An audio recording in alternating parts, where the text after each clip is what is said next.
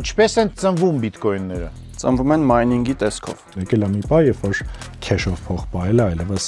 իմաստը իր որպես այդպեսին կորցրել է։ Ինչ է դա մի քանի բառով։ Նոր փողի տեսակ, որը կլինի սիստեմի դեմ, անարխիստական փող։ Արագ հարստանալ ոչ մեկ չի կարող, ավելի լավ է մոտիկ չգաք այս ոլորտին այս մտածելակերպով։ 17 թվին ինչ արժեր բիտկոինը։ $1000-ից բարձրացել էր $20,000։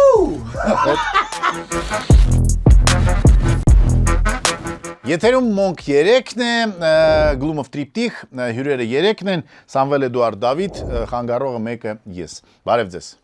Բարև ձեզ։ Այսօր խոսելու ենք կրիպտո ուրեմն արժույթների մասին, նոր դարաշրջանի մասին,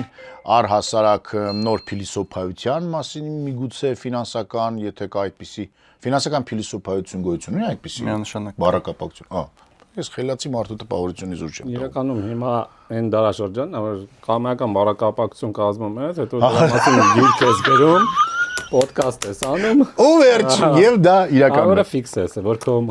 կոպիրայթը լինի։ Ահա, փաստորեն 21-րդ դար կամ լավ, ասենք նոր դար, նոր դարաշրջան, նոր փողեր,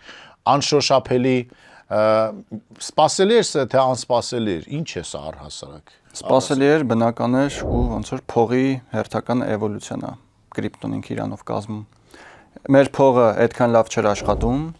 այս թվային դարաշրջանում բավականաչափ թվայնացված չի, բավականաչափ արագ, հեշտ ու པարզ հասանելի չի մարդկանց համար։ Դրա համար այս հերթական իտերացիան զարգացման փուլը շատ բնական է։ Այնտեղ բազմաթիվ համել խնդիրներ կան, ինֆլյացիայի, հենց ֆինանսական գաղափարախոսության տեսանկյունից, կառավարման, որ պետությունը պետքա փողը կառավարի թե չէ, այսինքն այդ ամեն ինչ այդ բոլոր հարցերը, որ բաց կային, բնական է, որ հիմա իդեպ առաջին անգամ երբևէ մարդկության պատմության մեջ փողի շուկայում մրցակցություն է մտել, ու մենակ պետությունները չեն, որ մոնոպոլիա ունեն փողի վրա, արդեն կրիպտոյում ամեն մեկը իրան կարող է հռչակել կենտրոնական բանկ, փող թողարկել, ապակենտրոն կամ կենտրոնացված ձևով, այսինքն շատ բնական է այս զարգացումը։ Զաբախլը լիբերտարիանство, հա, մի քիչ կամաց։ Իրականում, բայց Գաղափարախոսությունն է։ հետաքրքիր է նա, որ իրականում ստեղծողը կրիպտոյի անարխիստ է եղել։ Ուղղակի ինչպես միշտ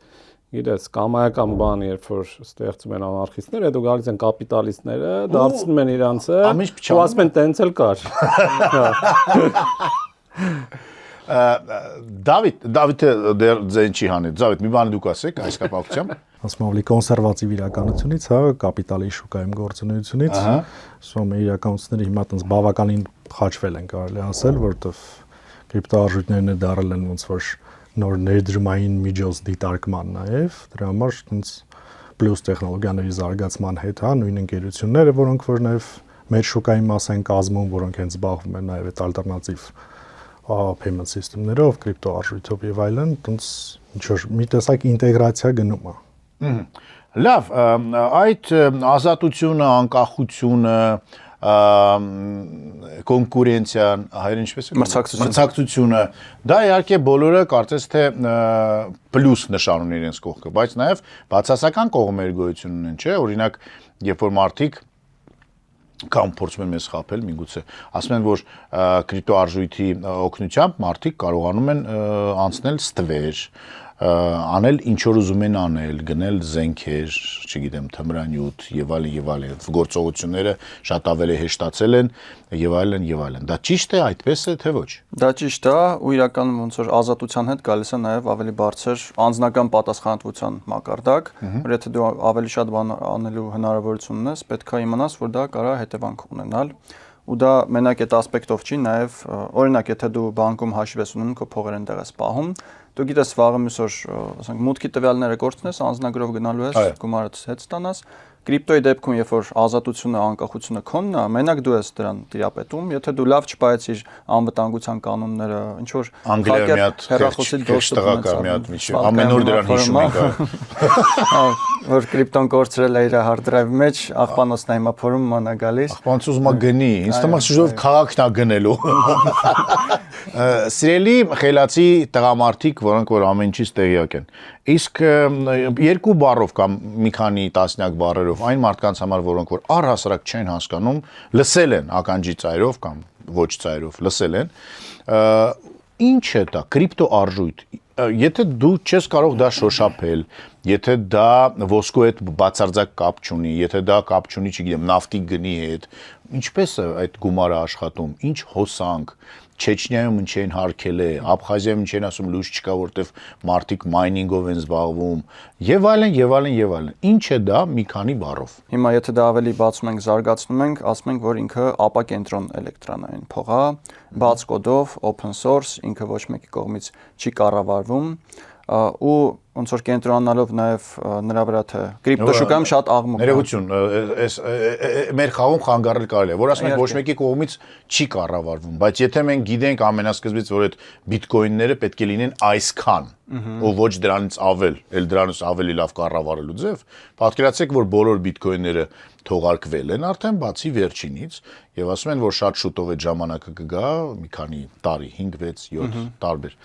Եվ արհեստական այդ գինը բարձրացնելը եւ այլն, կառավարելի չի դա։ Դա ուղղակի խաղի կանոններ են, որոնք որ սահմանված են ու ծրագրի մեջ ֆիքսված են։ Ոնց որ եթե մենք օրինակ ունենք հայկական այբուբեն, գիտենք քանի հատ տար կա, հիմա ինչ որ մեկը չի նշանակում, որ դա կառավարում է, կարավաղը ասի մի հատ էլ ավել տար ենք ստեղծում։ Եղել է 3 տար ավելացել է, բայց դա որից մեկը տար։ Դա հարցը նրանում է, որ մի հոգի դա չի որոշում, դա ստանդարտ է։ Եթե մենք բոլորով հավաքվենք, ասենք, որ 21 միլիոնա չի լինելու բիտկոին, 23 միլիոնա տառնելու, բոլորս դրա համար քվեարկենք մեր հաշվողական ռեսուրսով։ Ով բոլորս, բոլոր այն մարդիկ, որոնք որ բիտկոին ունեն։ Այո, ովքեր օգտատերերը, մայներները, ընդհանուր ցանցի մասնակիցները։ Այսինքն կա խաղի կանոններ սահմանված, սկզբից այդպես է որոշվել։ Այսինքն կարելի է դա ասել, որ դա ֆուտբոլ է, որի կանոնները կարող են փոփոխվել, օրինակ։ Կարող են, բայց շատ քիչ է հավանական, որ բան փոխվի, որովհետև մարդկանց օգտատերի շահերից դա չի փոխում փոփոխությունը։ Ու հատկապես այդ քանակը փոփոխելը մարդկանց շահերից չի բխում։ Որովհետև ինֆլյացիա է առաջացնում, դրա հետևանքով արժեզրկվելու է իրանց գումարը։ Սեմ, ինչ կասեք։ Ես երևի կուզենամ, քանի որ խոսում ենք այն մարդկանց համար, ով տեղյակ չի, երևի խոսեմ ավելի շուտ սկսենք ամենասկզբից դրդապատճառներից։ Կա ինչ որ մարդկանց խումբ, որի մի մասը հայտնի է, մի մասը անանուն են, որոնք իրենց ոնց որ թվային անարխիստներ են, անարխիան դե Հայաստանում անցալում է որպես ճուշ խառը վիճակ, բայց դե գիտես ցինիկ բառն էլ է Հայաստանում բայց իրականում անարխիստներ, այսինքն մարդիկ, որոնք ուզում են, որպեսզի պետությունը չափերը չանցնի եւ ինքնակառավարվող համայնքներ գործեն, հա։ Եվ այս կրիպտո անարխիստներ, այդպես կասած, կային, որոնք համարում են, որ փողը պետության կողմից իրանք ավելի շատ օգտագործում են սիստեմ բառը, որպես ճնշող համակարգ պետության կողմից, փողը ամենալուրջ ճնշման լծակներից է, եւ այստեղ կա մի քանի բան։ Առաջինը, որն է իր ճնշման գործառույթը, այն է, որ հատկապես հիմա, երբ որ փողը գնում է հայերեն ասած քեշից դուրս է գալիս եւ մտնում է միայն քարտային բանկային փոխանցումներ, ինքը դառնում է շատ խիստ վերահսկելի։ Այսինքն պետությունը կարող է, օրինակ, անընդհատ կրնկակող իմանալ որտեղ է ծախսել, ինչի վրա է ծախսել, որտեղ եւ ինչքան։ Մի բան թույլ տա, մի բան թույլ չտա։ Այո, եւ կարող է օրինակ մի օր սառեցնի հաշիվները, ասի ինչ որ դահակով փակել եմ կամ դուրս չես գալի, աչքերիդ գույնը լավը չի եւ այլն, ու ուղղակի դու փող չունեն։ Այդ լեզվով չես խոսում։ Այո, օրինակ։ Երկրորդ կարևոր բանը այն է, որ այն համակարգը, որը վերահսկում է փողի շարժը ու կենտրոնացված է վերահսկում, օրինակ Ֆեդերալ Ռեզերվն է, դե կենտրոնական բանկը եւ այլն, ինքը կարող է իր ուզած ձևով, ու մենք դա տեսել ենք։ Երիտասարդը չի տեսել, բայց առնվազն մենք տեսել ենք, երբ որ ես եւ դու տեսել եք։ փողը տպում։ Երբ որ փողը տպում են այլանդակ քանակի, որպեսզի բոլորին աշխատավարձ տալ, իսկ իրականում փողը գինչ ունեն։ Հիպերինֆլյացիա, արժեզրկում եւ այլն։ Եվ երրորդը դա այն է, որ դու կարող ես հետին թվով, օրինակ, թաքցնել, կոռուպցիոն գործարքներ անել, սևացնես ինչ որ հաշիվներ, թափես արխիվները, վառես եւ այլն ու ոնց որ այդ գաղտնիության շղարշի տակ, որտեղ դու ես վերահսկում համակարգը, հանցագործություններ անես հասարակության դեմ։ Հիմա ինֆորմացիան կարող է չպահպանվել։ Տարբերություն բլոկչեյնի դասական թվի մասին։ Այո։ Հիմա woman անձ, որը հայտնի չի ով է, որը անունը Սատոշի կամ Սատոսի տարբեր ձև են գրում, Նակամոտո։ Ոմն ճապոնացի։ Կամ չճապոնացի։ Կարող է հայ է։ Կարող է։ Կարող է մի խումբ ձևավոր են, կարող է մի մարդ։ Այսինքն ոչ մեկ չգիտի իրականում այդ մարդիկ եւ այդ մարդը։ մարդը։ Իր հետաքրքիր են, որ բարձ չէ մարդը կա թե չկա, որտեղ իր ստեղծած բիտկոինի շարժ չկա, մոտ հաշվին 1 միլիոն հատ բիտկոին ունի, որը աստարացավել չի շարժվում։ Այսօրվա փողով $100 միլիարդ է ու չի շարժվում։ Չի ծախսում այդ հաց չի ուտում, ոչ միտեղ չի գնում, ընկերություն ունի նախքին կամ կողքից ուրիշ աշխատանք է գտել կամ էլ կողմնակի եկամուտի կամ մոռացել է ինչա ստեղծել։ Շատ հավանական։ Ու այս Նակամոտոն ասում է հիմա եկեք ստեղծենք նոր փողի տեսակ, որը կլինի սիստեմի դեմ, անարխիստական փող, որը մենք ստեղծում ենք համակարգ, որը բաց կոդով է, այսինքն կամայական մարդ կարող է ստուգի ու համոզվի, որ մեջը խաբելու բան չկա, ինչ որ ներդրված բաներ չկան։ Բ. Կենտրոն չկա կառավարող, բոլոր մասնակիցները, ով ունի բիտկոին ու մայնինգ հավասար են, ու ոնց որ համայնքն է ղեկավարում ինչ որ չափով։ Գ. Ինֆլյացիա երբ է լինում, երբ որ այսպես կամակատար ձևով տպում են նոր փող, իսկ մենք ասում ենք, որ այսքանը լիներ եւ վերջ։ Մաթեմատիկական ալգորիթմով է, այսինքն ամեն տարի ստեղծելու այսքան եւ այլն, բոլորը գիտեն ոնց է դա վերջնական թիվը գիտենք, 21 միլիոն։ Հստակ գիտենք, 20-ը արդեն ստեղծվել։ ու գիտենք, որ օրը ինչքան է ստեղծվելու։ Այսինքն եւ որից միլիոնը դրված է այդ անձնավորությունների հաշվին։ Ու ինքը ժամանակին մայնինգ արել, մյուսների նման աշխատել է ինքը, դա կուտակել է։ Մյուս կարևոր սկզբունքը դա բացարձակ թափանցիկությունն է գործարքների, ամեն ինչ երևում է բոլորին, դրա համար մենք գիտենք, որ ինքը 1 միլիոն բիտկոին ունի, ու հետին թվով հնարավոր չի փոխել, այսինքն ասենք քարի սեպագիրը թղթերը չես կարող փոխել։ Այնքան ինչքան որ գոյություն ունի համացանց, դա կարևոր է, չէ՞։ Հոսանք, եթե սաղանջած։ Իրականում համացանց հոսանքը չլինի, ձեր hard drive-ի ֆլեշկայի համակարգչի վրա ամբողջ տվյալների բազան պահվում է։ Բազան պահում է, բայց եթե չեղավ հոսանք, դու չես կարող դա օգտագործել։ Եթե մոլորակ չեղավ, էլի պրոբլեմ առաջանում։ Շատ բարի։ Եվ անանունությունը, այսինքն բոլորի էլեկտրոնային քսակները, նյուանսներ կան, բայց սենց ասեմ, բոլորի քսակները թափանցիկ երևում են, բայց անունները չգիտենք։ Ու անանունը մինչև մինչև այն պահը, երբ որ դու տանես դարձնես քեշ փող բանկով, բնականաբար այդտեղ փոչդ կերևա։ Բայց մինչև դու գտնում ես ոնց որ բիտկոինի համայնքի մեջ, դու կարող ես բացարձակ Ինչպես են ծնվում բիտկոինները։ Ծնվում են մայնինգի տեսքով։ Ինչ է մայնինգը։ Ինչ է մայնինգը։ Ընդհանրապես բիտկոինները թողարկվում են այդ որ։ Ներողություն եմ ուզում, իսկ միայն բիտկոիններն են այդպես ծնվում, թե բոլոր կրիպտո արժույթները։ Այդ էլ մի հատ դա ասեմ, ընդհանրապես կրիպտոից խոսալուց միշտ ասում են կրիպտոարժույթներ, բայց այս շուկայի հիմական 2 միլիոնից ավել կրիպտո կա, միլիոնավոր։ Ամեն օր տասնյակ հազարավոր նոր կրիպտոներ ստեղծվում։ Մենք քանի նստած ենք, մի հատ սարքեմ։ 5-10 րոպե է, էլի ամեն մեկը կարա թողարկի։ Բայց այդ ամբողջ շուկայի, բոլոր կրիպտոների շուկայի 60%-ից ավելը բիտկոինն է։ Պապան բիտկոին։ Այո։ Երկրորդ տեղում Ethereum-ն է մոտ 10%-ով, մնացած մի 20 քանի տոկոսը արդեն են մյուս միլիոնավոր կրիպտոներն։ Դրա համար երբ որ խոսում են կրիպտոյի մասին,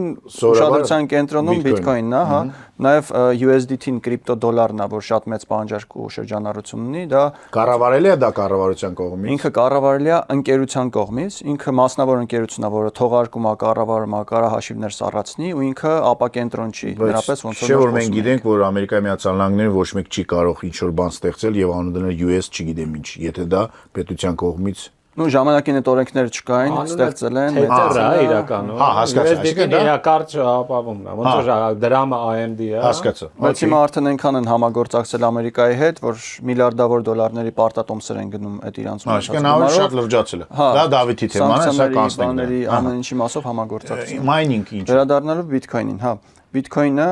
թողարկման ինքը ժամանակացույց ունի, որ պետքա այսքան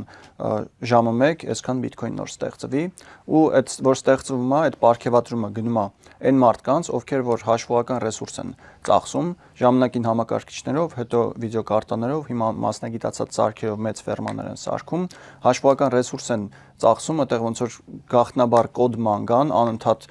փորձեր անելով էներգիա ծախսելով, որպեսզի դա չեն անում մարդիկ sense նստած, դա անում է սարքա դրած ավտոմատ հոսանքա խլում ինքը պատբորա փորձում անի։ Այնտեղ իմաստն է, որ հաշվապահություն պետք է մեկը վարի։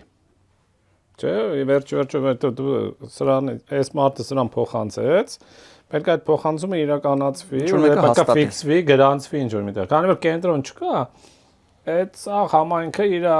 համակարգչային ռեսուրսներով է դրան մասնակցում, ու դե պետք է շատ հստակ գաղտնագրված լինի եւ այլն, ու դա շատ բավականին ծախսատար աշխատանք։ Հիմա բոլորը այդ աշխատանքը անում են, ում բախտը բերեց, ով ավելի շատ ռեսուրս հաշվական ծախսեց, գտավ այդ կոդը գաղտնաբառը, ինքը ստեղծում է Bitcoin-ի բլոկչեյնի հաջորդ բլոկը ու նորաստեղծ Bitcoin-ից իրան պարգևատրում է լինում։ Այդպես է առաջանում նոր Bitcoin-ը։ Ու մայնինգը հենց այդ ստեղծման ու փոխանցումների հաստատման process-ն է։ Ինչ է տեղի ունենում Հայաստանում։ Ինչ են անում այստեղ, ինչ վիճակում է մեզ մոտ այդ ամենը եւ ես գիտեմ նաեւ որ հայկական արդեն կրիպտոարժույթներ գոյություն ունեն, ապրում են շուկաներում եւ առհասարակ մոխրագույն գոտի է։ Հայաստանը մոխրագույն գոտի է։ Դե որտեվ կարգավորում չկա։ Հիմա ինչ որ շրջանառության մեջ կա։ Իսկ օրինակ Ճապոնիան ինչ գոտի է։ Ճապոնիան ճիշտ է։ Օրենսդրություն կա, որոշակի կանոնակարգված է, բայց իրական այս ամենախառը բանն է, որովհետև երկրից երկիր շատ տարբերվում է ու անդադ փոխվում է, շատ հեղեղուկ է։ Օրինակ Բելարուսը, որը աշխարհի ամենախնդալու երկրներից է կառավարման տեսանկյունից, բայց ամբողջությամբ լիբերալիզացված է։ Բելարուսիայում դա ինչ է, պարադոքս է, թե ուղղակի Լուկաշենկոն հասկացավ, որ սա իսկապես լավ բան է, նստենք այս ձի վրա եւ քշենք, թե չի հասկացել, հետո ուշ էր,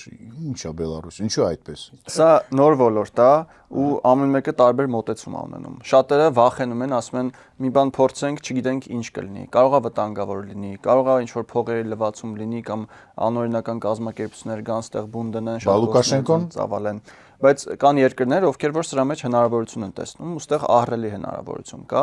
ու դա փոքր երկիր կղզյակներ են, ու ամենատեսանելիները դա Էմիրատներն են, Սինգապուրն է, Սալվադորն է, որը որ Bitcoin-ը որպես պետական արժույթ է ընդունել, այո, Սալվադորը առաջին երկիրն է, որ ընդունել է։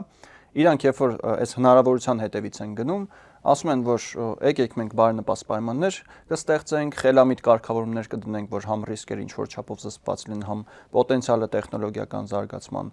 կիրառվի, զարգանա, մեր մոտ ներդրումներ կան, ընկերություններ կան, աշխատատեղեր ստեղծեն, ու այդ երկրներն ամենաշատ օգուտը քաղում։ Դավիթ, ինչ իրավիճակ է Հայաստանում, բորսայում, այն մարդկանց մեջ, որոնք որ գնում են կամ չգիտեմ, բրոկերությամբ են զբաղված, ինչ կա կրիպտոարժույթների հետ կապված։ Շարժ կա, չկա։ Կրիպտոարժույթների հետ կապված, ասում եմ, որպես ոչ մասնագետ ոլորտի, հա, իմրաշխուժություն կա ու շատ ակնհայտ, դա փաստ է։ Միաժամանակ հիմա այնպես է, որ ամբողջ ընդհանրապես Հայաստանում ներդրումային ֆոնդն է բարձրացած, հա, դա կլինի կրիպտոարժույթները, դա կլինի ֆոնդային բորսան, դա կլինի թեկուզ նույնիսկ վերջի տարիներին, հա, կլասիկ ներդրումային անշարժ գույքի շուկան եւ այլն, այսինքն եկել է մի պահ, երբ որ մարդիկ արդեն զգացել են, որ ուղակի, հա, քեշով փող պահելը այլևս բան չի իմաստայի, հա, որպես այդպեսին կորցրել է, ինչ վերաբերում է կրիպտոյին, փող պահելը, թե քեշով փող պահելը իմաստ չունի, որովհետև դու եկամուտ չունես։ Բայց հենց եկամուտ չունես, ու մարդիկ սկսել են գիտակցել ինֆլյացիայի ուժը։ Մարդիկ սկսել են գիտակցել, թե իզևի տարին տարվա վրա $1000 կարող մեքենա առնել, հիմա արդեն ակրիշ կա։ Ու այն մեքենան, որ այն ժամանակ ստեղծել է ավելի թանկ էր փաստացի, հա, բայց գնանք հետ ֆորդերը, որոնք արժեին, գիտեմ, $3000 առաջի բանը, հա, վիպուսկների, բայց իրականում այդ 3000-ի տակ շատ ավելի շատ փաստացի ասենք արժեքով գումար էր, որտեղ տեխնոլոգիաները այդքան հեշտացված չէին եւ այլն, հիմա այդ բանը արժի գոնե 20 քանի հազար,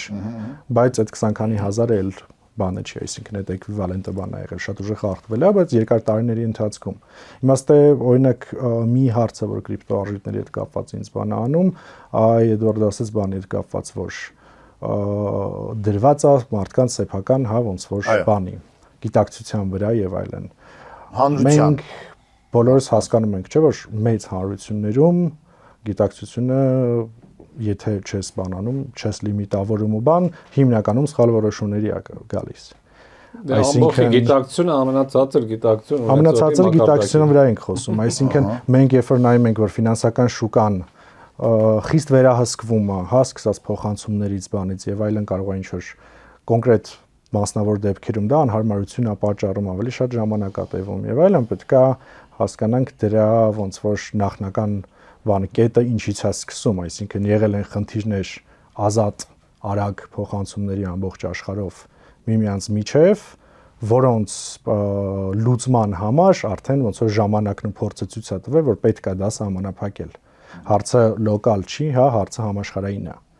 Այսինքն երբ որ դու ունես մի բան, որը որ ընդհանրապես տոնց վերահսկման ենթակա չի ու ազատ է, պետք է դրա տակ նաև գիտակցես ռիսկերը։ Դրա համար ամենասկզբից մենք ասացինք, որ պլյուսեր կան եւ իհարկե այդ մինուսների մասին է խոսքը։ Այդտեղ արժի ավելացնել, որ տարբեր տեսակի հարթակներ կան։ Կարևորն է, որ ցանցը ինքնին թույլ է տալիս քեզ ամբողջությամբ անկախ սուվերեն լինել։ Եթե դու այդքան տեխնոլոգիական գիտակցումը կամ այդքան չես ուզում խորանաս այդ ամեն ինչի մեջ,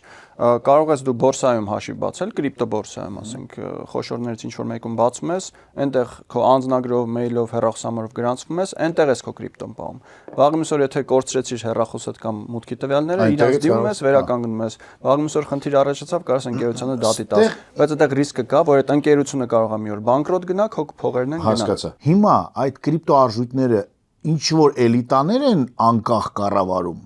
թե էլի յուրաքանչյուր մարդ հնարավոր է ասել, որ բոլորը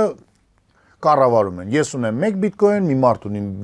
միլիոն բիտկոին, մեկը ունի 10 ցենտ եւ մենք հավասարազոր ենք։ Պարզ չէ որ հավասարազոր չենք մեր որոշումներում։ Չէ, հավասարազոր եք այն առումով, որ շուկայի նույն պայմաններով եք աշխատում։ Եթե հիմա բանկային համակարգում, օրինակ բանկերը կարա ավելի շատ որոշում ազդեցություն ունենա ֆինանսական համակարգի վրա կամ կենտրոնական բանկի պաշտոնյան։ Իսկ կրիպտոյի մեջ, օրինակ դու ունես Սատոշին ես 1 միլիոն հատ բիտկոին ունես, դու միակ բանը, որ կարող ես ազդել ցանցի վրա, դու քո ունեցածը վաճառես, հա։ Այսինքն մարդը մի հատ ունենա բիտկոին կամ 0.1 հատ ունենա, նույնը կարանի որ Սատոշին, Մաշոշին եւ Կատոշին, եթե Սատոշին 1 միլիոնը դնի վաճառքի, դու պարկեացա դե դեմ ասում, 3 հոգի պայմանավորվեն էլի տենց, այսպես կոչված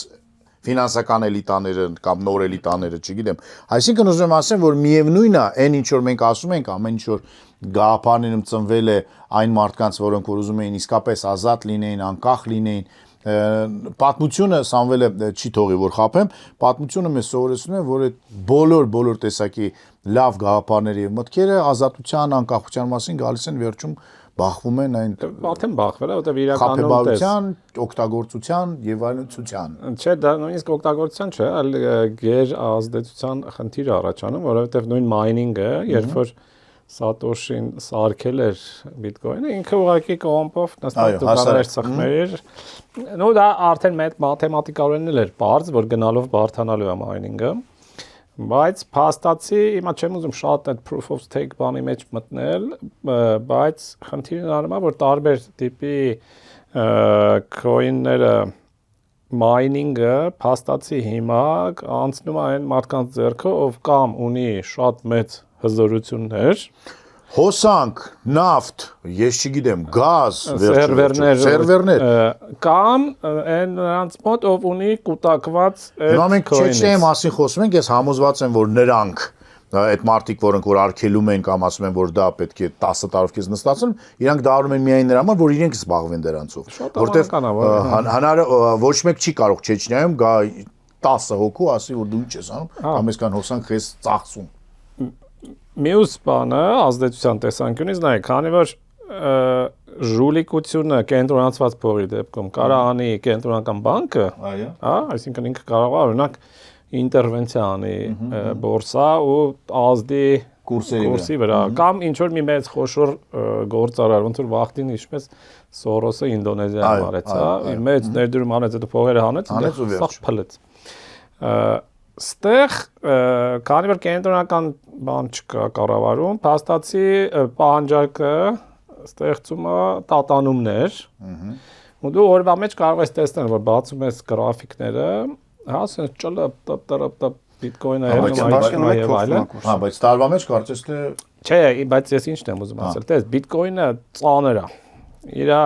կապիտալիզացիան տրիլիոնների է հասնում ու իր վրա ազդել կոնսոլիդացված օրինակ դավադրության տեսանկյունից այդքան հեշտ չի, բայց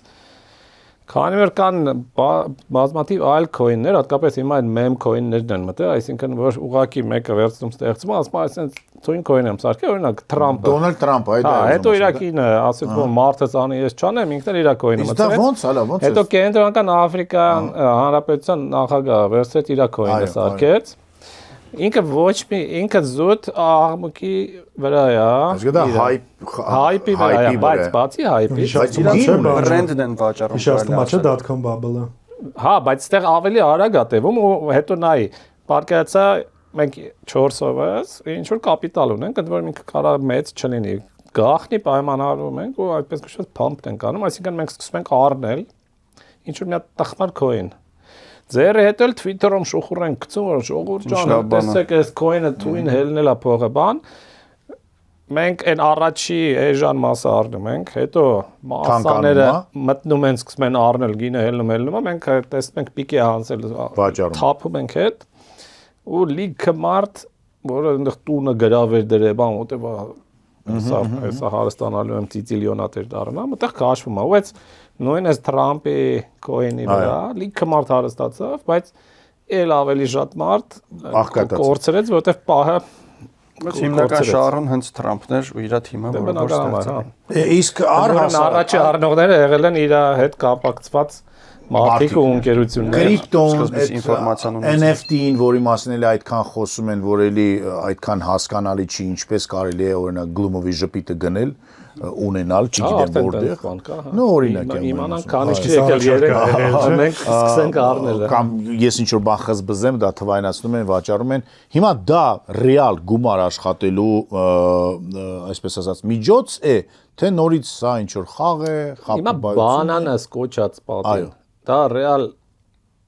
երկու հարց տամ, դա ռեալ արվեստ է ու դա ռեալ փող աշխատելու միջոց է։ Ռեալ արվեստ չի, բայց մարդը, որը որ դա արեց եւ վաճառեց Սոթբիսում, գումար աշխատեց գալու։ Հիմա NFT-ն այդ բանանից լավ է, գոնե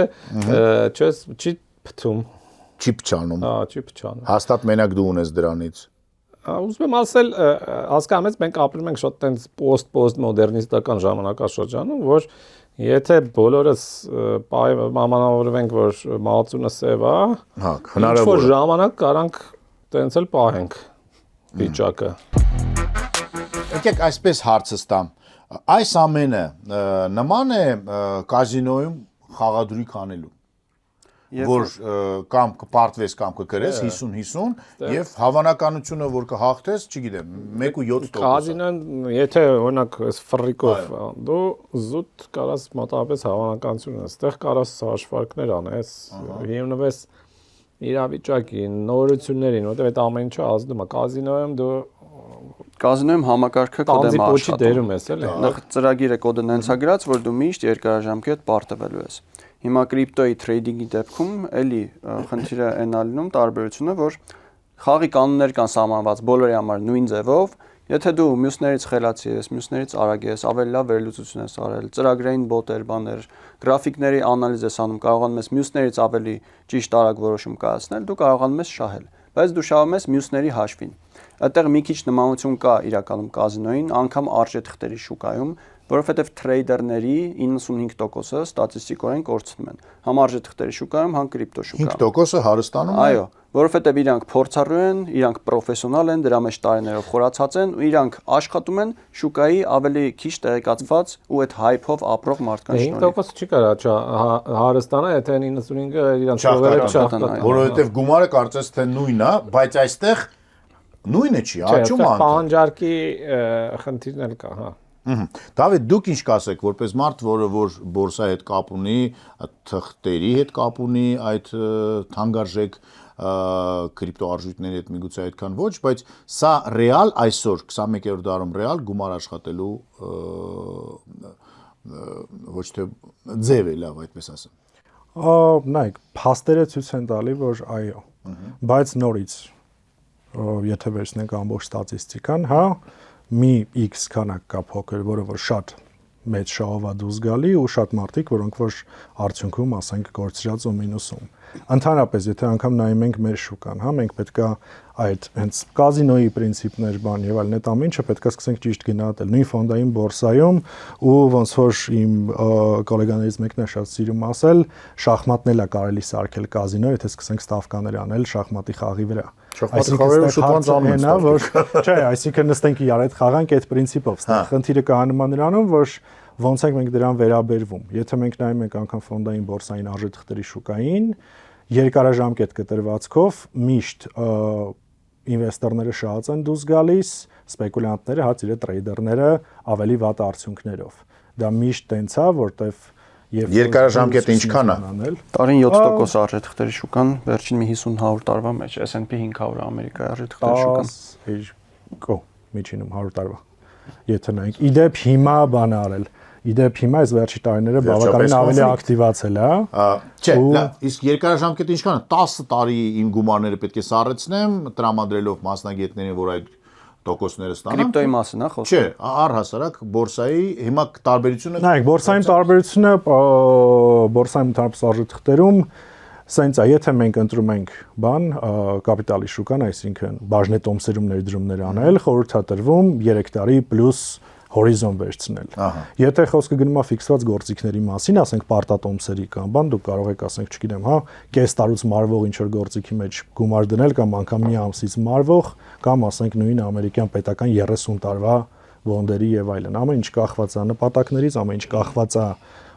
ռիսկի ռեյտինգից, այն ընկերության կամ պետության, որին որ դուք պարտքով եք տալիս, ու ինքը շատ ինդիվիդուալ բան է, հա, մեր գործում օրինակ հիմնական բանը ինչու՞ է կայանում, ճիշտ հասկանալ նպատակները, ճիշտ հասկանալ ժամկետները ու ինվեստորի պրոֆիլն ու բանը, ոնց որ վերջնական ցանկությունը ինչի ենք ուզում հասնի։ Պրոֆիլները տարբեր են, ամեն ինչ տարբեր է։ Այս տարում միլիոնատեր դարձող, որ ցանկացող կա, չեք աշխատի հետ։ Սենց ասեմ, ոչ թե չենք աշխատել, այլ կաշխատենք հետը այն բանով, որ իրան բացատրենք, որ դա ռեալիստիկ չի ու հա լինում են տենց պատմություններ։ Բոլորս տեսել ենք, բոլորս գիտեք, ինչպես կրիպտոյում ասենք, ես ունեցել եմ պարտասահմանում ներդրող, որ երիտասարդ տղա էր, որի մոտ ուղղակի ինչ որ պահի ստացվել էր, հա, ձեռք բերել, արդյունքում այդ իր ձեռք բերած մի քանի դոլարի ակտիվը դառել էր 14 միլիոն դոլար։ Այդ ժամանակ իր ավակ եղբայրներ մտել խաղի մեջ, ստեր շատ լավ է, որ ասում եմ դու ես կյանքում արդեն շահել ես, հիմա անցնում ենք բանի, որ այդ նույն պրինցիպով դու վաղը նորից չհայտնվես զրոյում կամ բան, ու մարդը տեղափոխվել է արդեն, ու այդ ժամանակ արդեն կայուն կոնսերվատիվ ակտիվների մեջ, որոնք որ իրան կարան ամբողջ կյանքում պահեն։ Հասարակ մահկանացու, որին որ Էդուարդը, Դավիթը եւ Սամվելը խորհուրդ կարող է տալ։ Ոնց կարելի է շատ ավելի արագ հարստանալ կրիպտոարժույթների առուվաճառքով զբաղվելիս, թե բորսայում խաղալով 5 դասական կանոններով։ Այստեղ մի հատ թյուրն բռնում կա, մարդիկ հաճախ ասում են կրիպտոյում ոնց փող աշխատեմ, մինչդեռ դա փող աշխատելու բան չի իրականում։ Երբ որ դու ստատիստիկորեն նայում ես, արժեթղթերի շուկան էլ ինքը փող աշխատելու բան չի, ուղղակի երկարաժամկետ կապիտալդ պաուստավորելու, նույն ձև, նույն գնողունակությունը պահելու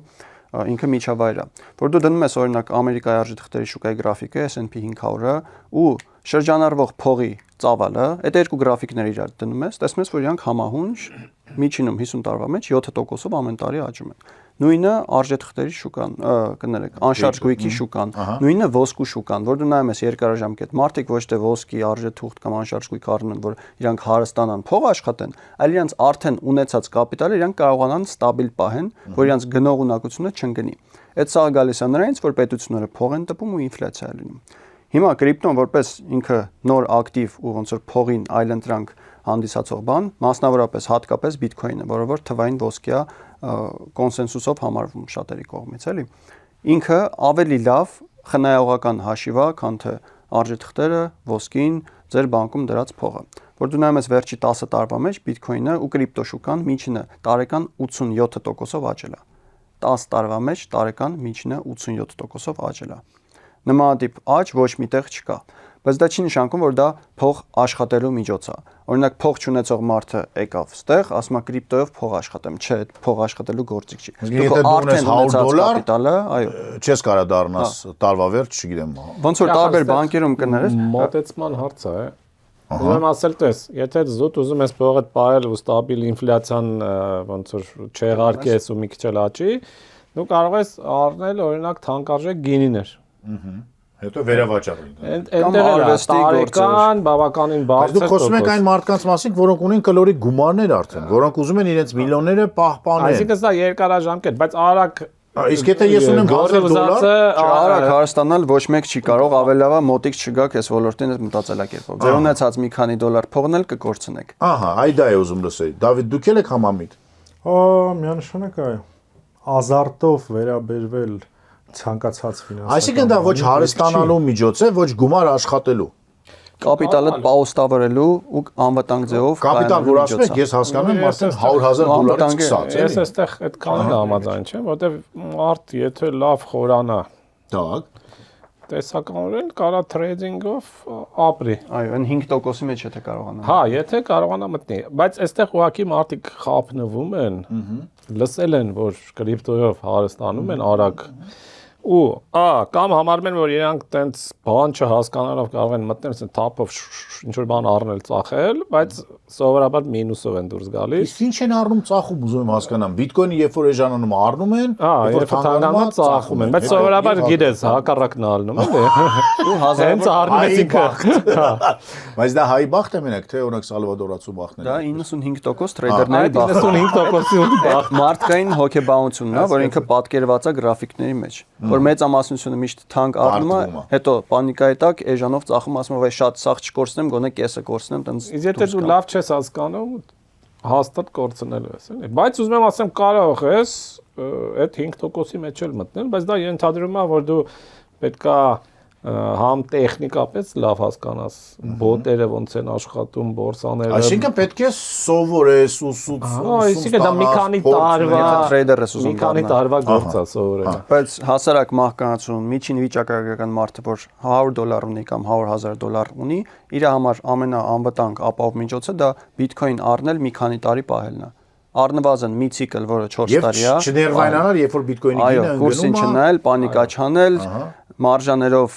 2x, 5x տենց բազում պատկող ռիսկով չմտնել շուկա, ուղղակի առնել միտեղ թողելը, իմանալ, որ դու ստրատեգիա ունես, այս քո երկարաժամկետ 3 տարի հետո այո, կամ երեխաներիդ համար։ Իսկ Դավիթ ինչ բան ուզում ասել։ Նայեք, ինձ sense մի բան է հետաքրում։ Տեխնոլոգիաների X փոփոխության մի բանի, որի մասին օրինակ համար մենք դեռ չգիտենք կամ ինչ որ մեկը դեռ այդ մտքով չի եկել։ Հերթական փոփոխության ու ինչ որ մի ուրիշ բան ստեղծելու բարագայում ինչքան կա այն հավանականությունը, որ սա կարող է արդեն դառնա ոչ ակտուալ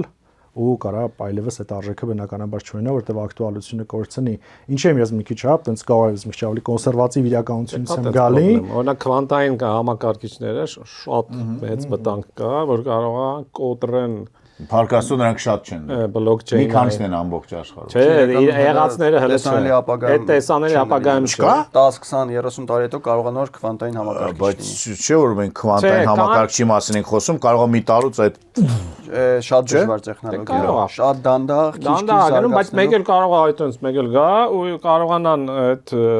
բլոկչեյնի կրիպտոգրաֆիայի վրա ներազդեցություն ունենալ ու սա Թվերով եթե ասենք համակարգիչները այդ քվանտային քյուբիտներով են չափվում, հիմա եթե ճիշտ եմ հիշում, մի 100 թե 150 քյուբիտի են հասել, տենց քիչ-քիչ բարձրացնում են հզորությունը։ Այս բիթքոյնի բլոկչեյնի կրիպտոգրաֆիան կոտրելու համար պետք են միլիոնավոր քյուբիտներ։ Մենք sense 10-ով, 20-ով քիչ-քիչ բարձրացնում ենք, հələ թռիչքաձև աճը զարգացնում ենք։ Ուրիշ վախ կամ ուրիշ ցավ չկա ստեղ, որ լավ կամ գարանտիա կա, ով է տալի այդ գարանտիան, որ 10 տարի հետո բիթկոյնը ոչ թե ակտուալ է, այլ առհասարակ լինելու է, որ մարդիկ, որոնք որ այս ամենը հորինել են, չեն ուզենա դառնան ոչ թե միլիարդատեր, այլ տրիլիոնատերեր ու վերջ։ Ու ելի մենք չենք իմանա ովքեր են, ինչ են, закроют лавочку ու идут։ Նայեք, ընդհանրապես բանում, ֆինանսական աշխարհում հա ինչ որ գարանտիաներից խոսալը абсолютно իմ համար բան ընդունել է։ Միշտ կա ռիսկ ու կա ռիսկ, որը որ կարելի է գնահատել։ Հիմա ստե հարցն է, թե դու այդ ռիսկերը ոնց ես գնահատում, ինչքանով են իրանք գնահատելի։ Նայեք, սերի ախորժակը Հիմա եթե Ամերիկան հրաժարվի իր պարտքերը վերադարձնի ու դեֆոլտ հայտարարի, ահա Bitcoin-ը, կակաչա, բան ամեն ինչ կծբխվի։ Չէ, ես ուրիշ բան եմ ուզում հանեմ, ասեմ, հասկանամ, նայեք, հասարակ մահկանացուն չմտածելով կամ չպլանավորելով, որ վաղը չեմ իսօրը Աստվածչանի ինչ որ միտեղ պատերազմ ասկսելու, գնում է բան, հողեր կամ անշարժ գույք եւ համոզված է, որ իր $1000 10 տարվա մեջ կդառնա, չգիտեմ, $10,000 բայց գալիս է պատերազմ եւ վերջ, արդեն հողերն կարծում կորցնում է, բայց մարդը կամ ոսկի է գնում ու չգիտի այդ ոսկին ինչ կլինի, ինչ չի լինի, չեմ ասեմ, որ կարող է էժանանա, բայց կարող է կորցնի։ Ոսկին դժվար է էժանանա։ Բայց կարող է կորցնի կամ չգիտեմ ինչ, կամ ոսկի չլինի վերջով։ Ուզում ասեմ, այդ ռիսկերին մարդիկ պատրաստ են, այ Bitcoin-ի ռիսկերին պատրաստ է հասարակությունը։ Եվ օրինակ Ես ու Սամվելն ենք ավելի շատ պատրաստ, այսինքն 70-ականների ծնվածները, թե 80-ական, 90-ական, թե Z պակալենյան պատրաստ։ Գոմ ես, որ կարող է Bitcoin-ը կորի, թե էժանանա։ Կորի առհասարակ։ Չի կարա կորի, որտեղ քանի որ ինքը ապակենտրոնացված է, օրինակ քանի Սալվադորը կա գոնե։ Այսինքն եթե գոնե համայնքում մի քանի կենտրոն հաբ աշխատի, ինքը կշարունակի։ Հենց այդ է որ ինքը Ալ-Կաիդայի պես է, որ մի բջիջը ձերբակալում ես, մեկը ինքը գոյություն ունի, բայց լավ օրինակ չբերեցի, բայց հա։ Հիմա բայց ակտուալության մասով կարևոր է այդ հարցը, ու ցանկացած տեխնոլոգիայի ինչ որ պահում փոխարինող բան է, նոր բան է հայտնվում, չի բացառվում, որ ապագայում ավելի լավ փող ստեղծվի, որը օրինակ Bitcoin-ից տարբերվում է, ավելի գերզարգացած է։ Ու այդ էտապները մենք տեսել ենք, որ սկզբից եղել են պետական արժույթ, չէ, սկզբից ոսկի է եղել, հետո թղթադրամներ, հետո բանկային համակարգ, հետո էլեկտրոնային փող, կրեդիտ քարտեր, հետո QR կոդեր, տենց գնում են զարգացումով։ Հիմա ամենաառաջին ֆրոնտում Bitcoin-ն է կրիպտոարժույթներն են, որ պահանջարկը հիմա ամենամեծը սրա վրա է, որ 10 տարվա մեջ տարեկան 87% աճում է։ Հիմա ինչ որ պահի այդ աճը դանդաղելու է։ Պահանջարկը սպառվելու է։ Կարող է կապիտալը պետական արժույթներից գա հոսից տեղ, հագենա այս շուկան, հետո հանկարծ ինչ որ նոր բան հայտնվի։ Կամ ընթացքում նոր բան հայտնվի։ Հիմա բանը նրանում է, որ մենք ունենք այս ինֆորմացիան, տեղեկատվությունը հանրային կերպով բոլորս ամեն մեկս ունենք, ու ամեն մեկս Դավիթի ասած մեր ռիսկի ախորժակով չափաբաժնով գնահատում ենք ոնց կլինի մեր հավանականությունը մեր գնահատմամբ ինչքան է որ ինչքան մեծ պահանջարկ կլինի սրա վրա, ինչքան նրա վրա, մոտակա մի քանի տարին արժի սրա մեջ ներդրում անել կամ փողերը սրանով պայել։ Ըստ դրա մեկս մեր որոշումն ենք կայացնում։ Իսկ այդ ամենը հասկանալու եւ ներդրելու համար պետք է դիմեն մասնագետներին, պետք է դիմեն տարբեր ընկերություններին, պետք է գնան ինչ-որ բորսայա գետներին դիմեն, թե յուրաքանչյուր մարդ կարա ինքը իրանով խորանա եւ անի ինչ ուզում անի։ Դե բոլոր ոլորտներում տենց է, երկու տարբերակ կա, ուղղակի այն երկրորդ տարբերակը շատ երկար է տևում։ Այսինքն մասնագետների չես դիմում, բայց այդտեղ իրականում շատ մեծ բարդություններ չկան ու հենց դրա համար ավելի երիտասարդ սերունդը ավելի սերտ է ամեն ինչի հետ, իրանք սովոր են, որ ամեն ինչ էլեկտրոնային է, ոչ միտեղ գնալ, բացել հաշիվ, բան, թղթերը լրացնել պետք չի, քլիկեր ես անում հեռախոսով ինչ որ բան է հայտնվում, տեղի ունենում։ Ուղղակի կնայած էլի մասնագետի տեսանկյունից ուղղակի ասեմ, էլի, քանի որ լիքը մարդ լսել է ասենց բան կա ու ինչ որ WhatsApp-ով մեկը գրում ասում է մասնագետն է, մեծ էլ իմ լիցենզիան, այ դրանց հաստատ պետք չի դիմել, էլի։ Ով է մասնագետը եւ ով է որոշում։ Bitcoin-ը գետը նստած է, հեն։ Քանի հոգի կա Հայաստանում, որոնց որ կարելի է վստահել։ Կան մի քանի տասնյակ ընկերություններ կան, ովքեր օրինակ փոխանակումով զբաղվում են, դու իրանց մոտ կարող ես փոխանակել քո պետական արժույթը։ Հա, նաև on-line բորսաներ կան, որոնք ճիշտ է մեր բանկային համակարգը չի սիրում, չի սպասարկում, բոլոր բանկերի քարտերով չես կարող բորսայից կրիպտո առնես, որ իրականում օրենքին դեմ է, օրենքով պետք է դու քո փողը ինչի վրա ուզես կարողանաս ծախսել։ Ու հա, գալիս ենք նրան, որ եթե մարդը իր այդ ուսումնասիրությունները արել է, բավականաչափ կարդացել է, գիտի այդ ամեն ինչը ոնց է աշխատում, ինքն էլ առանց կողմնակի մարդկանց օգնության կարող է այդ ամեն ինչը on-line կամ էլ ինչ-որ գրասենյակ գնալով կազմակերպի։ Մարդիկ, ովքեր չգիտեն, իրանց պետքա մեկը նստի բացատրի, խորհրդատվություն կամ նմանատիպ ծառայություն մատուցող մարդիկ, ընկերություններ նույնպես կան։ Հայաստանում այդ ամենը եւ այսինքն ոչ թե այդ ամենը, այլ կենտրոնական բանկ եւ կրիպտոարժույթներ հարաբերությունները որ մակարդակի վրա են։ Պարզավոր մենք Սալվադոր չենք եւ պարզավոր մենք Հյուսիսային Կորեա չենք։ Որտեղ ենք մենք եւ ուր ենք գնում եւ կենտրոնական բանկը առհասարակ մտածում է դրա մասին։ Շատ կոնֆլիկտային հարաբերություններ կան կրիպտո ոլորտի ու կենտրոնական բանկի հետ։ Նախ եւ առաջ են պատճառով, որ կրիպտոն մրցակցություն է բանկերին ու կենտրոնական բանկերին։ Երկուսն էլ փողի շուկայում են, երկուսն էլ փոխանցումներ են անում, միջնորդավճարներ են վերցնում։ Հիմա բանը նրան է հասել, որ համարյա բոլոր տնտեսություններին սա խոսքերը գնում են բանկերով։ Հիմա նոր բան է ստեղծվում, զուգահեռ իրականություն, որը առանց բանկերի, առանց պետությունների վերահսկողության կարա անվերջ գումար սպասարկի։ Դու կարաս մի երկրից մյուս երկիր միլիարդավոր դոլարներ ուղարկես, ոչ մեկ ոչ ստուգելու է, ոչ կարա կանգնացնի, այսինքն բլոկչեյնով դու այդ ամեն ինչը ազատ կարողանում ես անել։ Այդ բանկերին դուրս չի գալիս, կենտրոնական բանկերին դուրս չի գալիս։ Հայաստանում էլ 2018 թվականի մայիսին կենտրոնական բանկը հրապարակում արել ու նաև շրջաբերական ուղարկել բանկերին, ասելով, որ այս կրիպտոարժույթները ռիսկային են, վտանգավոր են, փողերի լվացումներ, տերորիստներ, չգիտեմ ինչ ամենաբոբո բաները ասելա տնտեսվարողներ ու մարդիկ հորդորում ենք, որ հեռու մնան այս ամեն ինչից։ Դրա հիման վրա բանկերը արդեն 7 տարի չեն սպասարկում կրիպտո ոլորտը։ Փոխանցումների համար խնդիրներ են ստեղծում։ Եթե դու ուզում ես բորսայից կրիպտո առնես, կարող է թույլ չտան փոխանցումը տանցնի։ Կամ եթե անցնի, կարող է հաշիվը արգելապակեն, ասեն քո բանկի հաշիվը պետք է փակենք, որտեղ դու վտանգավոր բաներով ես զբաղվում։ Այդ պատճառով Հայաստանում շատ թեր զարգացած է։ Այսինքն Հյուսիսային Կորեայի մոտիկ ենք։ Այդ բանկի տեսանկյունից, կենտրոնական բանկի։ Պետությունը իրականում ոչ մի բան դեմ չունի։ Ասենք մեր ընկերությունը գրանցված է, հարկեր վճարում ենք, բայց բանկում հաշիվ չունենք, որտեղ չեն թողում բանկերը, մասնավոր ընկերությունները մենք հաշիվ բացենք, որը աբսուրդ է իրականում։ Նա, բայց մենք հասկանում ենք, չէ, կենտրոնական բանկը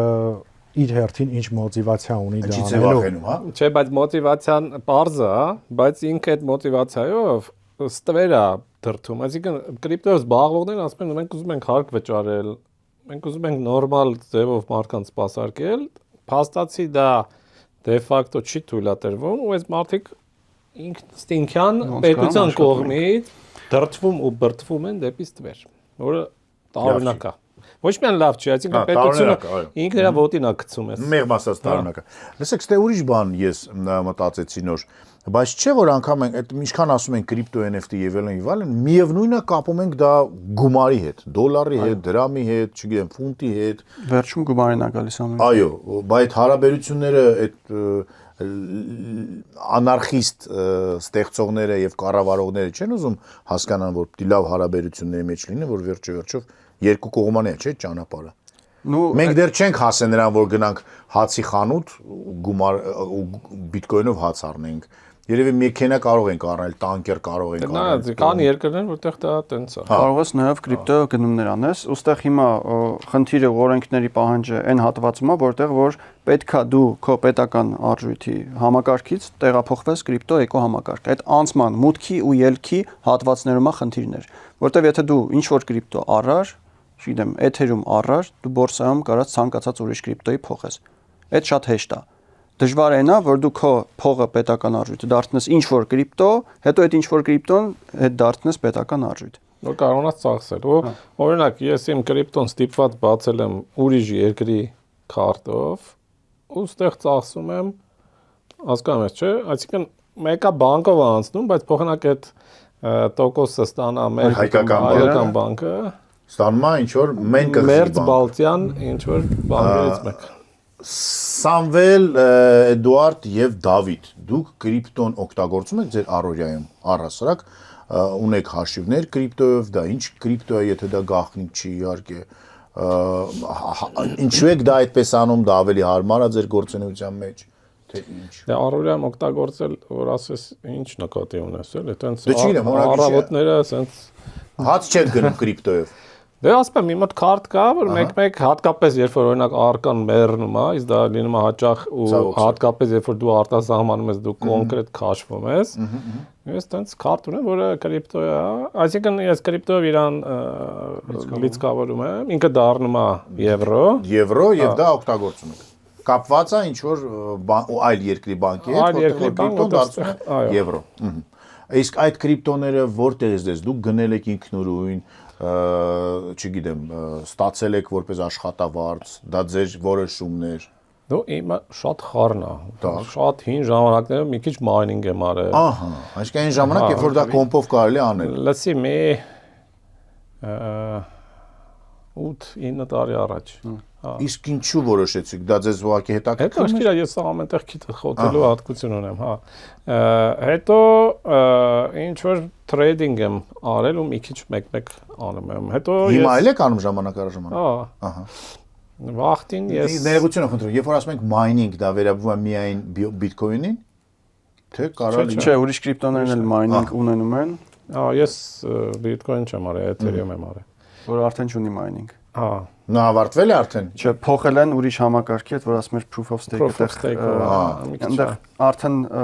բան ոնց որ արդեն արեստավարժները պետք է զբաղվեն։ Հարուստներն են որոշում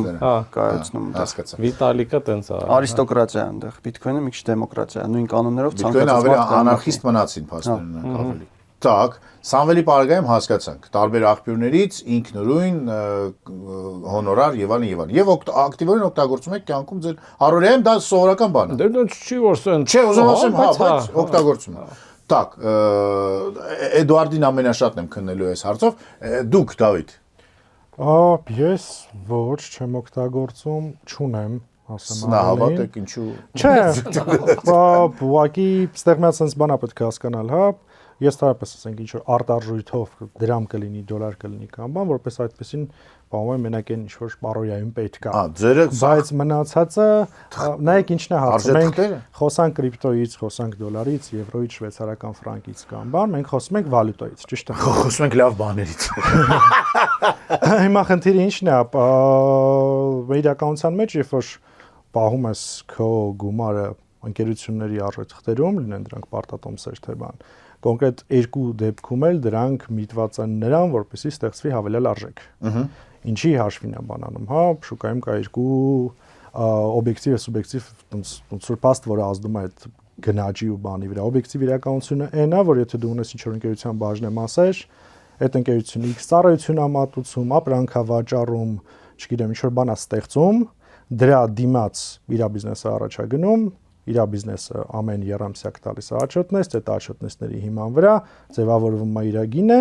մյուս սուբյեկտիվ մասը այնա, թե այդտեղ հենց trading-ի մասն է, թե ինչ ծավալներով կգնեն կամ կվաճառեն, հա, այդ public reaction-ը ոնց կազդի գնի վրա։ Հիմա երբ որ դու ունես գումար կապիտալի շուկայում ինչ որ տենց ակտիվներում, դե հասկանանք հետեւյալը, ինֆլյացիա եղավ, օքեյ, ինֆլյացիա եղավ, ինչ եղավ։ Գնաճ եղավ, կոմոդ փողը ընկերություններում է, որոնք մեկը product են վաճառում, արդեն վաճառելու են ուրիշ գնով ու դու բացի այդ ինֆլյացիայի հետ մնալով նույն բանի վրա մի հատ էլ անընդհատ ինչ որ միտում ունես բան անելու, հա, այդ փողդ աշխատացնելու բարեզբոն իմաստով, այլ ոչ թե նրա հաշվին է, որ այ հիմա սենց X ժամանակահատվածա երբ որ ինչ որ hype կա, երբ որ կա մեծ բան, հա, հետաքրքրություն կամ ինչ որ տենց պահանջարկի առաջարկի ֆոնի վրա մենակ, ոչ այդ ամեն ինչը ասենք բարձանում կամ բանանում, դրա համար իմ կարծիքով նորից ճիշտ բաշխած, ճիշտ դիվերսիֆիկացիա արած եւ այլն ակտիվների մեջ պայելը սուբյեկտիվ կարծիքը, սուբյեկտիվ եւ կոնսերվատիվ։ Կոնսերվատիվը կասեմ sense, կոնսերվատիվը կախված է ուղղակի բաշխելու ձևից, որովհետեւ կարող է շատ փոքր, բայց մեծ բանով պոտենցիալով ընկերությունների մեջ դնես, որոնք շատ ռիսկային կլինեն։ Բայց էլի ճիշտ բալանսավորելու դեպքում կարելի է դեղել լավ արդյունքներ ստանալ։ Բայց որպես մեթոդիկա հիմնականում դա է։ Էդուարդ, դուք ձեր ամբողջ կյանքը վերջին մի քանի տարվա մեջ կրիպտոյի հետ կապված եւ բիտկոյնի հետ կապված։ Ես զգում եմ սա հարկային հայտարարագրման հետ կապ ունի, չէ՞։ Այս ծրագիրը, այս ծրագիրը։ Ջանոց հետո պատմի ոնց է կրիպտոն։ Հա, իսկապես, դա հաջորդ հարցը պետք է լիներ։ Հիմա մի հատ ասեք ձեր կյանքում, ձեր առօրյայում ինչ է դա։ Մի քանի դրվագներ պատմեմ։ Ակտիվորեն օգտագործում եմ տարբեր կրիպտոներ, հիմնականում USDT միջազգային փոխանցումների համար։ Ռուսաստան, Ամերիկա, ինչ որ բարեկամ ծանոթ փոքր կամ միջին փող եթե պետք է ուղարկել, վարկյանական հեշտ գնում է։ Դուք որ ուղարկում եք, դա որպես օգնություն, նվեր, չգիտեմ։ Հա, ինչ որ պապայես փող պետք է ուղարկեմ կամ ստանամ, կրիպտոյով հեշտ է, բանկերով հաշվի։ Եվ շատ ավելի արագ։ Հա, շատ ավելի արագ։ 17 թվականից եմ առաջ անգամ այս ոլորտի մասին լսել։ Ուսումնասիրեցի մի քանի տասնյակ ժամ, հասկացա, որ այս ամբողջ աշխարհը փոխելու է, գիտակցեցի կարևորությունը, ասացի, որ պետքա այստեղ խորանամ։ Այդ ժամանակ 17 թվին ինչ արժեր բիտկոյնը։ Այդ ժամանակ այդ 17 թվին $1000-ից բարձրացել էր $20,000։ Լավ վախ։ Այդ աճի թռիչքի ժամանակ էր։ Ես իհարկե Հիմա այսօր ինչքան է գինը։ Հիմա 100,000 է։ Այն ժամանակ իհարկե ես ոնց որ շուկայի այն 95%-ը ամենաուշ ժամանակ իմացա լսեցի, երբ որ բոլորը արդեն խոսում են դրա մասին, լուրերով, տաքսիստներ, տատիկը ասում է այդ Բեթհովենը ինչ է։ Փաստորեն ոչ միայն շունա։ Ոչ միայն շունա։ Այդ ժամանակ ուշադրությունս որ գրավեց, խորացա ժամանակ ծախսեցի, որ հասկանամ ինչ է։ Ու էլի այդ ոլորտի սկսնակների նման նույն սխալներ արեցի, որ մտնում եմ ասում եմ, չէ, մենակ առնելը, չէ, եկեք մի քիչ ավելի խելացի կրեատիվ բան ունենք, եկեք մայնինգով սկսենք զբաղվել։ Տենց պապայիս ընկերոջ հետ մայնինգ արեցինք մի 2-3 տարի, չարչարվեցինք Ռուսաստանից սարքեր առնել, բերել ստեղ դնել, հետո հոսանքը ձեռ չէր տալիս, հետո էլի հետ տանել, ավելի էժան հոսանք գտնել, մի խոսքով 2 տարի մայնինգ արեցինք, ինչ որ բան հավաքվեց, վերջում որ այդ հաշվարկներ անում ենք, ինչքան փող դրեցինք, ինչքան դուրս եկավ, եկանք դրան, որ ավելի լավ էս նույն փողով բիթքոին առնենք, այսքան չչարչարվենք։ Ոչ էլ հոսանքի գումար։ Այո, ավելի ձեռ կտար, նույն բանը մոտարապես կկանգներ։ Այդ մի հատ տենց պատմություն, երկրորդը երբ որ էլի հասկացա, որ այս տասնյակ անգամներով, 100 անգամներով աճելու է, Դա հստակ հասկացել եք։ Ես իմ մեջ այդ ֆիքսել եմ իմ մոտ մտքում արդեն $10 միլիոն է բիթքոինի կուրսը, ճիշտ է կարող է մի 10-20 տարի հետո, բայց գիտեմ, որ այդքան է լինելու։ 10 ֆիքսենք։ Հա, իմ համար այդ ֆիքսված է։ Չէ, դե մենք ենք։ Այստեղ կարելի է ստոպ անել։ Գրել մեծ տարերով։ 19-20 թվականին տունը վաճառեցինք մի մասը իմներ, մի մասը մամայինը, իմ մասով բիթքոին առա, այդ ժամանակ կուրսը $7,000 էր, մինչև հիմա պահել եմ ու այդ ժամանակվանից կուտակում ենք բիթքոինները, հայտարարած ունեմ, վերջում եթե հավասանանք կարող եք նայել, որովհետև քաղաքական պաշտոնյա եմ եղել, ստիպված եմ եղել հայտարարել ժամանակին։ Ու 19 թվականին էլի մի քիչ թրեյդ եմ արել, մի երկու հատ բիթքոին կորցրել եմ այդ ժամանակ։ Ցավալի կորուստ։ Այո, իհարկե ցավալի էր, այդ նույն սխալն էր։ Երկու հատ բիթքոին դից հեշտ է հնչում, բայց որ թվով էս հաշվում։ Այդ ժամանակ նու ծրագրավորող Մի երկու հատ, չէ՞։ Ծրագրավորող էի, մի քանի ամսվա տարվա աշխատավարձս հավաքված կուտակվել էր, այդ միակ բիթքոիններս էին խաղի անում փորձում էի շատացնել թրեյդինգով, սաղ կորցրեցի, հասկացա, որ պետք չի մոտիկ գնալ, դրա համար նաև մարդկանց խորհուրդ չեմ տալիս թրեյդինգին մոտիկ գնալ շատ վտանգավոր ռիսկային բան է։ Ու այդ ժամանակվանից սկսած մենակ հավաքում եմ բիթքոին, կուտակում եմ կոլեկցիա ունեք։ Այո, ու մի չկա Կարմիր եւ կանաչ։ ու ոչ մեկ է չեմ կիսվելու այդ կոլեկցիայով։ Հիմա ինքը իմ համար ամենալավ, ամենաեկամտաբեր հարմար խնայողական հաշիվն է։ Իսկ ինչքան եք հավաքել ուզում հասկանում դա։ Ոչ մեկին չի կարելի երբեք ասել դուք ինչքան բիթքոին ունեք։ Չէ, չեմ ասում ինչքան եք հավաքելու, ինչքան ժամանակ դա պետք է տե, որ հետո սկսեք, թե դուք ինչ ուզում եք անում եք, կղզիներ առել եք, Չէ, իմ մտածելակերպը այն է, որ ապագայում սա է փող լինելու ու վաճառելու կարիք չի լինելու։ Այսինքն էսա ստանդարտ է լինելու։ Ես հիմա ամենալավ փողն եմ գնում, իմ կապիտալը կայանալու ամենալավ միջոցն է։ 10 տարի, 20 տարի հետո, երբ որ տարածում ստանա գլոբալ ռեզերվային արժույթ լինի, բոլորի համար նորմալ լինի, բոլորը վճարում տենց անեն, այդ փողն է լինելու։ Նրան պետք չի լինելու ծախել։ Ուղղակի դուք շատ ավելի շատ կունենաք այդ փողը, քան այն մարդիկ, որոնք որ թոշակ Այո, այնպես որ ես միտք չունեմ, ասենք 5 տարի հետո կամ 10 տարի հետո այդ բիթքոինը վաճառելու։ Ես ավելի երկարաժամկետ եմ այդ ամեն ինչին նայում։ Սա շուտ լուրջ պլանավորված բան է, մեծամասնությունը sense Եվ այս տարիքում։ Իսկ որտեղից ձեզ այդ գիտելիքները եւ իմաստությունը Էդուարդ։ Համացանցից։ Ինչ է կերը, բող, չգիտեմ, քանզոր։ Սև բող մեղրը։ Այո։ Վիդեոներ YouTube-ում։ Բայց ձեր նման 10 հազարավոր երիտասարդներ համոզված են որ Հայաստանում են այդ ամենը դիտե։ Այսինքն հիմա դուք էլ եթե մի քանի տասնյակ կամ 100 ժամ նստեք, կարդաք այս ոլորտի մասին, լսեք, տեղեկություն հավաքեք, դուք էլ իմ նման համոզմունքներ կունենաք։ Ուղղակի շատ բարձր դուք ասում եք, սա արդեն սկսեցի մտածել, որ սա ինչ-որ սեկտայի նման բան է։ Շատ են ասում։ Այո, կամ կրոնական ինչ-որ բան։ Իսկ կա դրան մեջ ինչ-որ այդպիսի բան թե չէ։ Չէ, այդպիսի բան չկա, ուղղակի ինքը բազմա պրոֆիլ բարդ թեմա է։ Վերաբերվում է մաթեմատիկային, կրիպտոգրաֆիային, համակարգչային գիտություններին, փողի տեսությանը, խաղերի տեսությանը, տնտեսությանը, ամեն ինչին վերաբերվում է, քաղաքականությանը։ Ու քիչ-քիչ երբ որ գիտելիքներ ես հավաքում, ասում են, որ սովորաբար մի 100 ժամ պետքա դու կարդաս լսես, որ դու քո սեփական համոզմունքներս ոլորտի մասին ունես։ Սիրելի հյուրեր, իսկ այս ամենը, այ հասկացանք, որ ապագա է, հասկացանք, որ միգուցե պայծառ ապագա է, հասկացանք, որ աշխարհը գնում է դեպի դրան, եթե իհարկե քվանտային կոմպերը չգան եւ ամեն ինչ չկան։ Դրան էլ լուծումներ կան իրական։ Արագ։